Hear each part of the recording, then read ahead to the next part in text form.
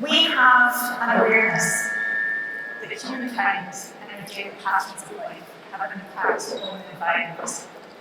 What we eat, what we drink, how we move around,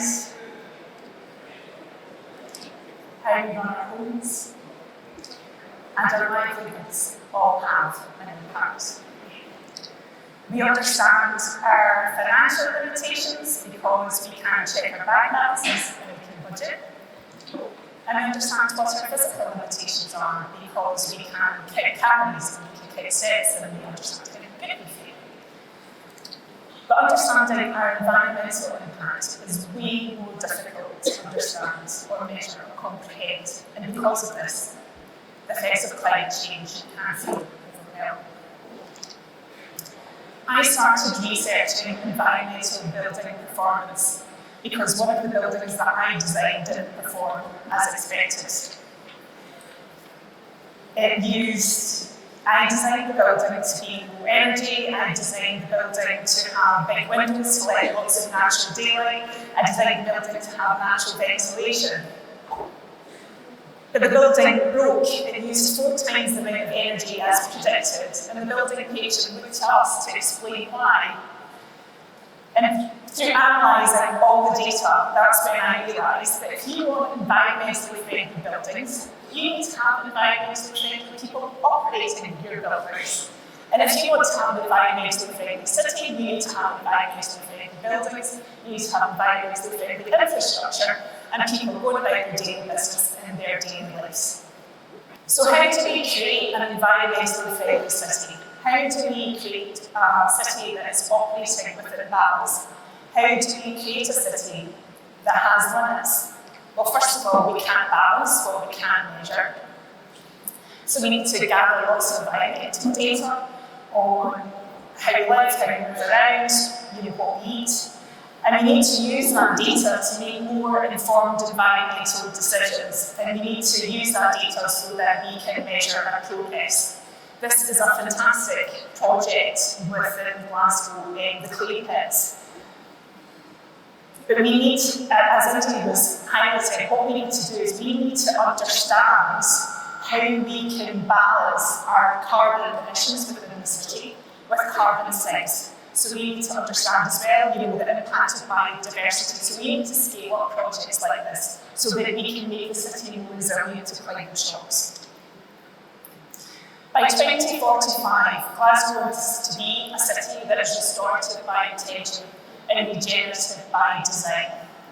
We've been working with Glasgow University and C40 Cities to create a city portrait that looks at how the city will operate within environmental limitations and what this looks like both at a local and a global level.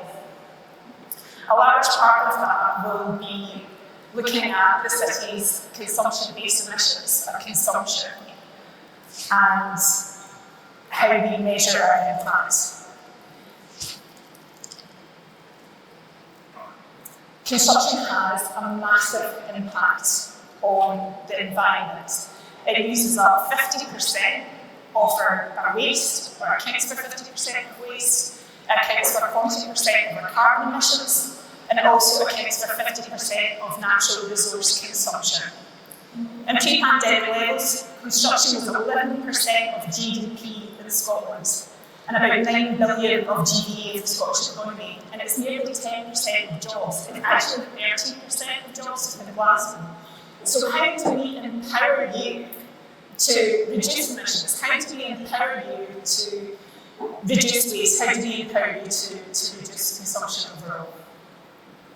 I think it's about changing our mindsets and turning waste into new resources and profits. There are examples now of recycling concrete to 100%. There's examples of reusing MDF to create wood fibre insulation. And there's also examples of us remanufacturing timber to create glulam. So there's lots of good work being done out there, but how do we make this the new norm? How do we upscale this effort? We've been lucky enough to be a follower city in the Circuit Horizon 2020 project that's been looking at circular construction for resilient cities. And these are some of the biggest I suppose, recommendations or lessons learned from that project. We need to be designing buildings for remanufactured disassembly and reassembly. It's just a must, it's a no-brainer.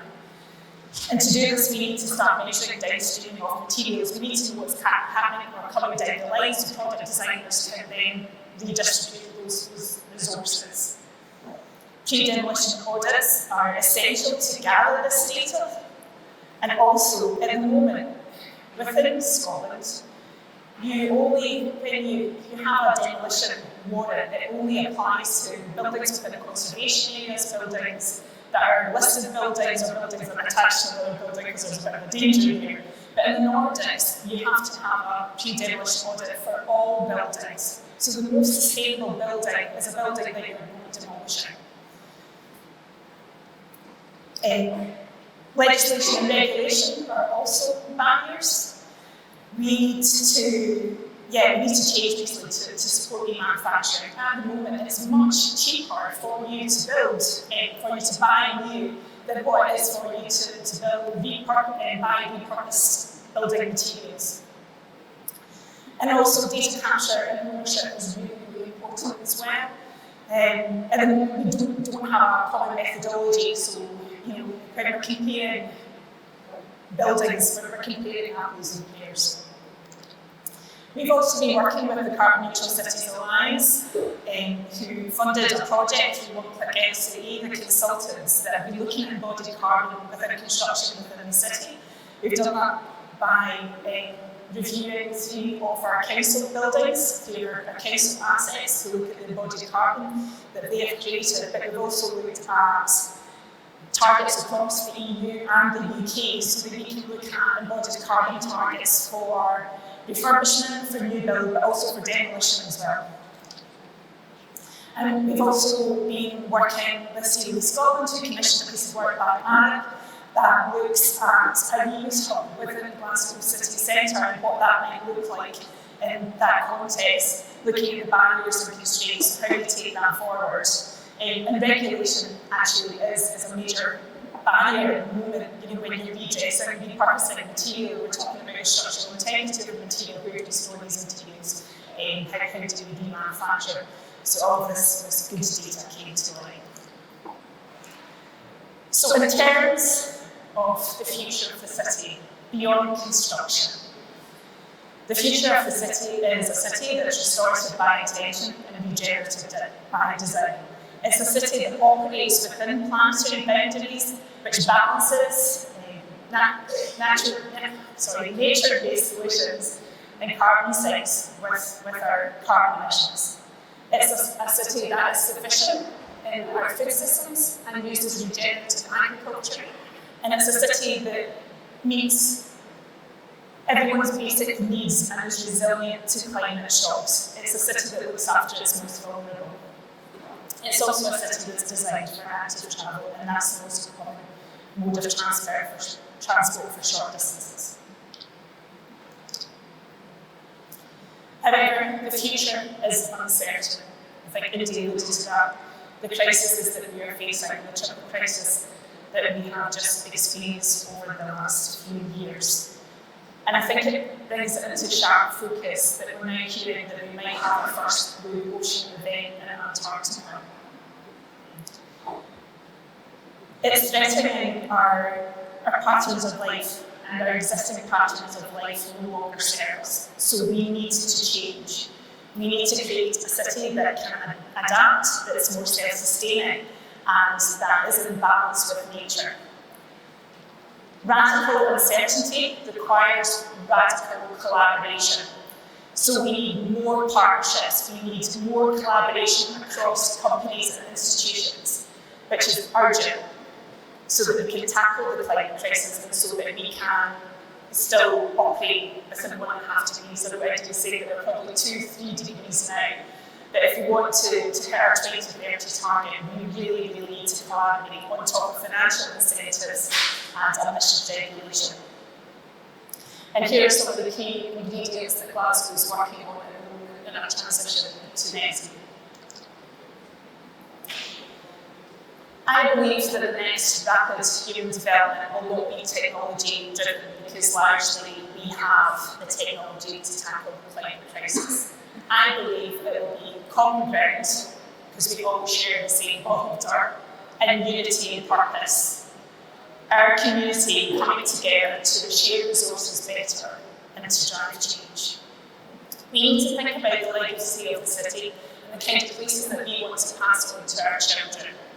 So my question to you is, right now, what can you do at home, at work, at school, at play, to reduce your environmental impact? What will your legacy be? Thank you.